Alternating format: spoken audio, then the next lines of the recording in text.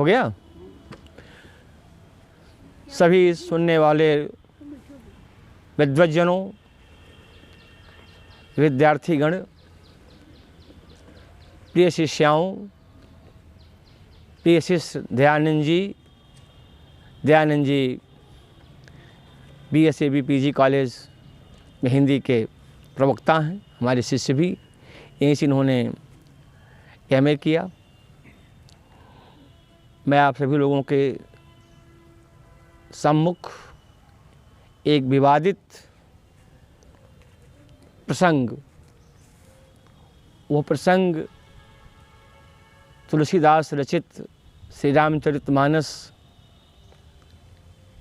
के 5वें कांड, जो 5वां कांड रामचरितमानस का हृदय पक्ष कहा जाता है, वो सुंदरकांड। सुंदरकांड की चौपाई, ढोल गंवार शूद्र पशु नारी, सकल ताड़ना के अधिकारी।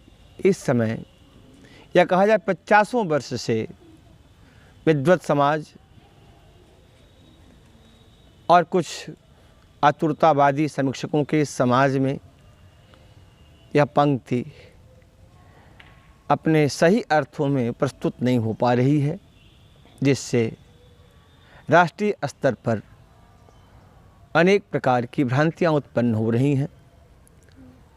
उन भ्रांतियों को दूर करने के लिए इस पंक्ति की समुचित व्याख्या विद्वत समाज के सामने प्रस्तुत है। इस पंक्ति को तो लेकर के कुछ विद्वानों ने यहाँ तक अपनी राय दे दी कि रामचरितमानस की सुंदरकांड की यह पंक्ति रामचरितमानस की है ही नहीं, एक क्षेपक है। यह बात एक समय खूब चली थी कि इस पंक्ति को इस कांड से, इस ग्रंथ से निकाल दिया जाए। लेकिन विद्वत समाज में पूरी सहमति नहीं बन पाई, सहमति बन भी नहीं सकती है, क्योंकि विश्व विस्तृत रचनाकार गोस्वामी तुलसीदास की पंक्ति है, उसको समझना पड़ेगा। इस पंक्ति में 2 शब्दों पर काफ़ी जोर है या पूर्ण जोर है। प्रथम ताड़न, और ताड़न के साथ मैं अपनी ओर से अधिकारी। ताड़न और अधिकारी शब्द जब दोनों एक संगत के साथ आए हैं तो दोनों की अर्थ चर्चा या अर्थ परिष्कार एक साथ होना चाहिए। जब साथ में आएगा तो अर्थ स्पष्ट हो जाएगा। निसंदेह तुलसीदास जैसा समन्वयवादी और समझौतावादी दूसरा कोई रचनाकार आर्यावर्त में उत्पन्न नहीं हुआ। साक्ष्य में हिंदी भाषा का जाना माना पंडित पाश्चात्य विद्वान जॉर्ज ग्रियर्सन ने अपनी सम्मत देते हुए, निर्भ्रांत सम्मत देते हुए कहा था कि गौतम बुद्ध के बाद अगर भारतवर्ष में कोई दूसरा समझौतावादी या समन्वयवादी व्यक्तित्व हुआ तो गोस्वामी तुलसीदास हुए। जिस विद्वान, जिस महाकवि, जिस भक्त शिरोमणि के साथ देश देशांतर के समालोचकों की ऐसी विचारधारा है और स्वयं उस कृति से जो बातें निकल रही हैं कि समझौतावाद और समन्वयवाद का यह आकर ग्रंथ है, श्रेष्ठ ग्रंथ है, ऐसे ग्रंथ की कोई भी पंक्ति अपने पूरी अर्थ व्यवस्था में शायद उस अर्थ की ओर नहीं ले जाएगी जिस अर्थ की वो विद्वत समाज ले जाना चाहता है। अब बात यह कि ढोल गंवार शूद्र पशु नारी, इन पांचों की व्याख्या भाषा के स्तर पर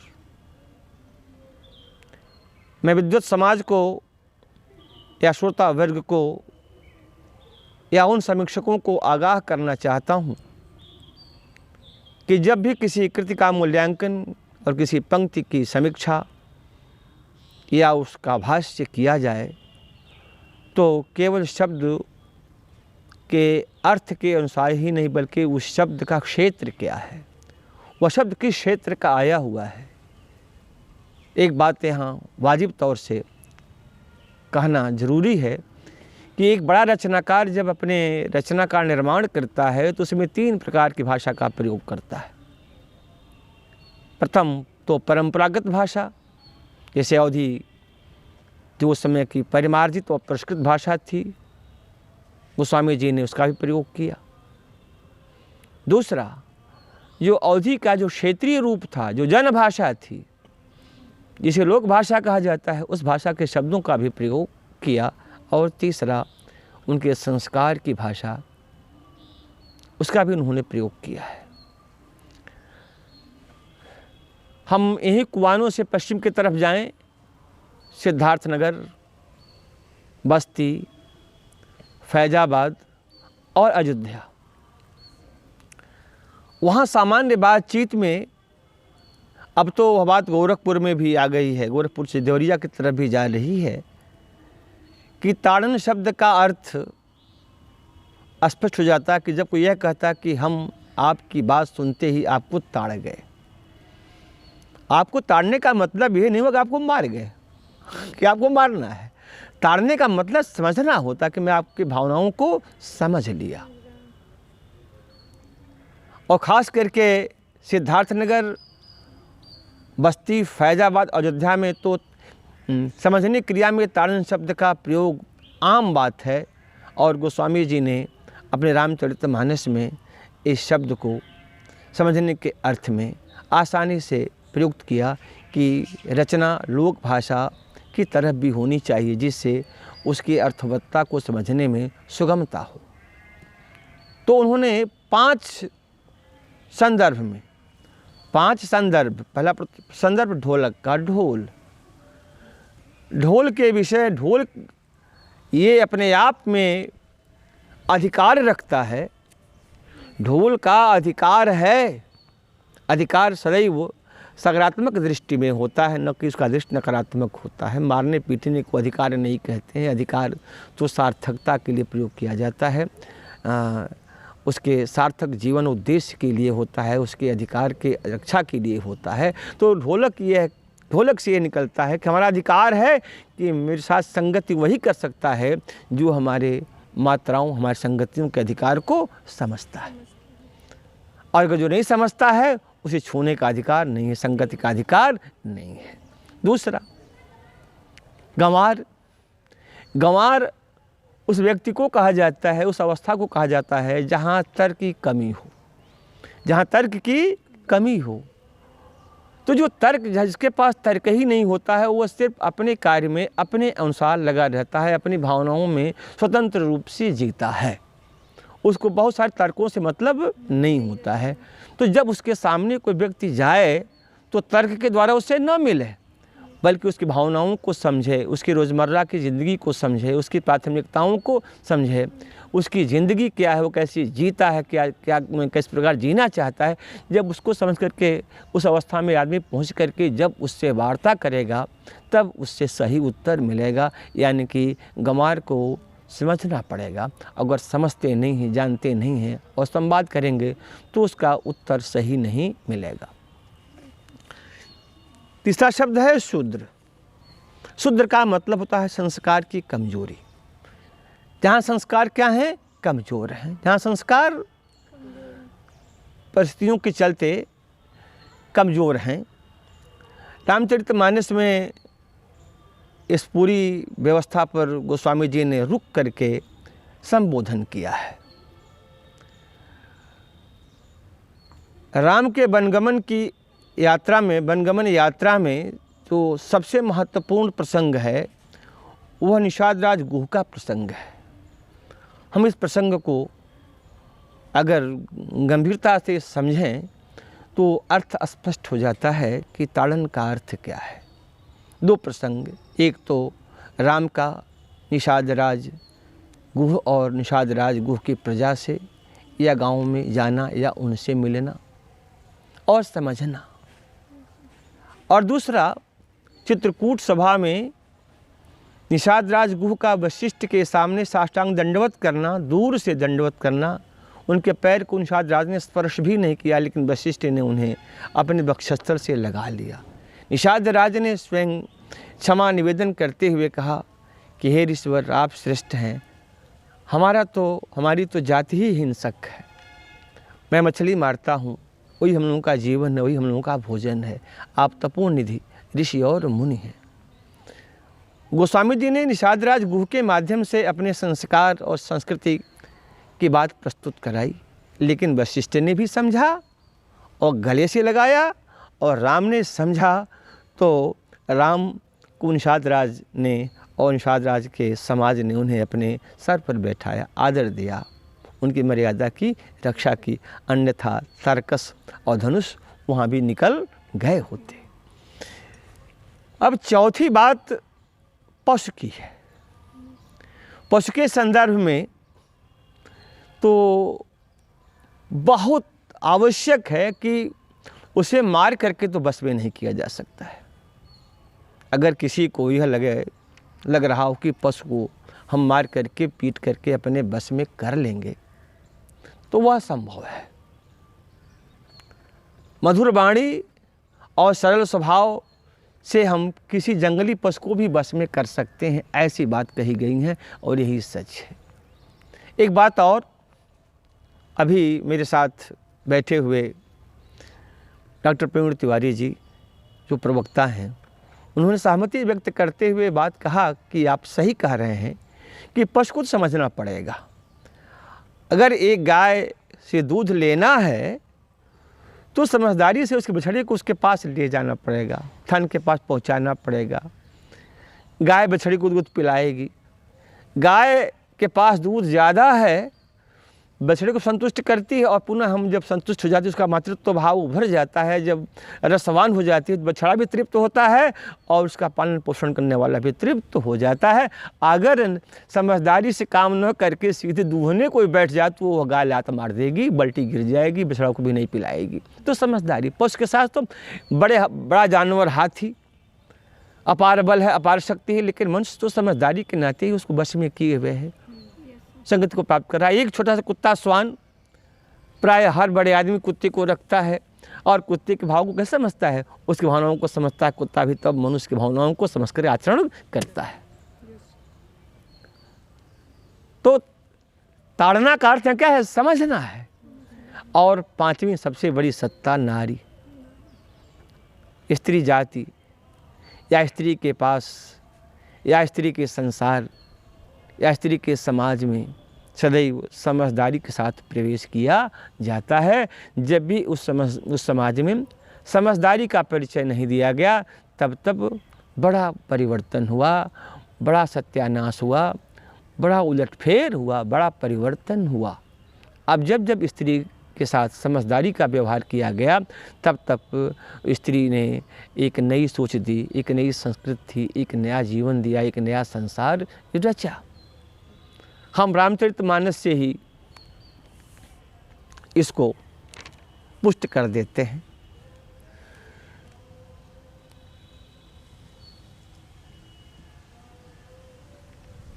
थोड़ा प्रसंग इसी में जो आया है शूद्र के रूप में, शूद्र की बात में एक प्रसंग छूट जाता है, लेकिन वहाँ स्त्री से ही जोड़ लेते हैं उसको।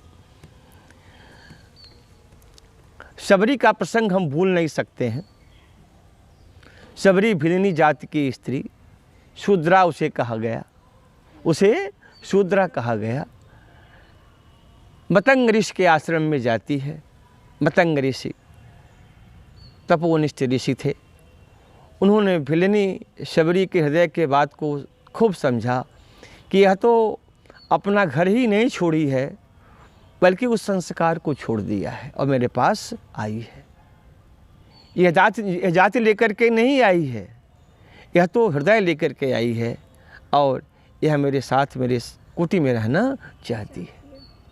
एक युवती का ऋषि के आश्रम में जाना, वहाँ के और छोटे छोटे ऋषियों का उसका अपमान करना, तमाम प्रमादों को उत्पन्न करना, पंपा सरोवर को पंकिल बताना कि एक शूद्र की कन्या ऋषि के आश्रम में है, इसलिए पंपा सरोवर पंकिल हो गया है, गंदा हो गया है, ये सारी बातें आती हैं।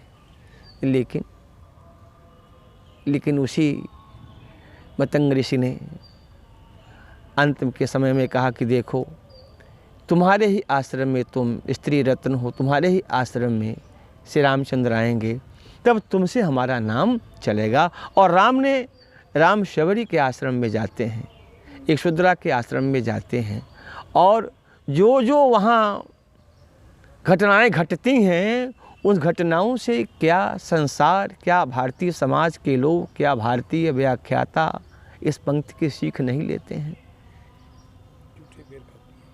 कि मर्यादा पुरुषोत्तम से रामचंद्र ने शबरी के मुख से बेर खाई। हाँ, झूठी बेर को खाया, इसको भूल जाते हैं।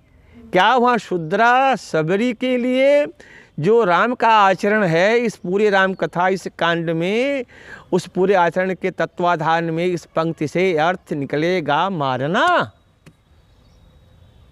मारना निकालते हैं तो आपकी प्रज्ञा जाने, आपका तर्क जाने, आपका षड्यंत्र जाने, लेकिन रचनाकार ने तो ऐसा नहीं लिखा। स्त्री जाति भावनाओं की दुनिया में जीने वाली, भावनाओं की सत्ता की अधिष्ठात्री जगत जननी जानकी को रावण ने नहीं समझा तो रावण का सत्यानाश हो गया, और राम ने जानकी को समझा तो राम हो गए। राम उनके अधिष्ठात्री के रूप में, सीता अधिष्ठात्री के रूप में उनके साथ रही। राम का संपूर्ण जीवन सीता के शक्ति से आलोकित है। और जब पुरुष समाज या पुरुष स्त्री के साथ आदर का भाव रखता है, जिस परिवार में स्त्री का आदर है, वह परिवार आज सबसे विकसित है। हमारे पुराणों से लेकर के स्मृतियों और अब तक की परंपरा में कहीं स्त्री को तो यह नहीं कहा गया कि यह तो मारने की अधिकारी, कहीं नहीं है। तो फिर तुलसीदास जैसा विश्व विस्तृत रचनाकार ताड़न के पक्ष में मारने का अधिकारी कैसे बताएगा? क्या हम लोग क्या व्याख्या कर रहे हैं? और मैं उन बड़े बड़े धर्माचार्यों से भी निवेदन करता हूँ, बड़े बड़े कथा व्यासों से भी निवेदन करता हूँ कि केवट प्रसंग, फुलवारी प्रसंग और सारे प्रसंगों में उलझ करके एक बार अपनी दृष्टि यहाँ भी तो ले आवें, क्योंकि इससे देश की संस्कृत खतरे में दिखाई दे रही है। संस्कृत खतरे में दिखाई दे रही है। इस सांस्कृतिक संकट से उबारने की वो कोशिश करें। इस प्रकार ताड़न का अर्थ मारना नहीं हुआ।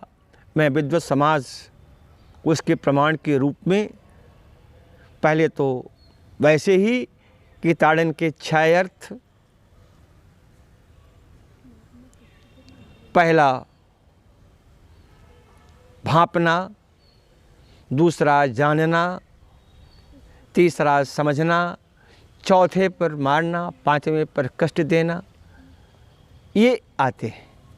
और यह बात प्रमाण के साथ ये हिंदी बृहद कोश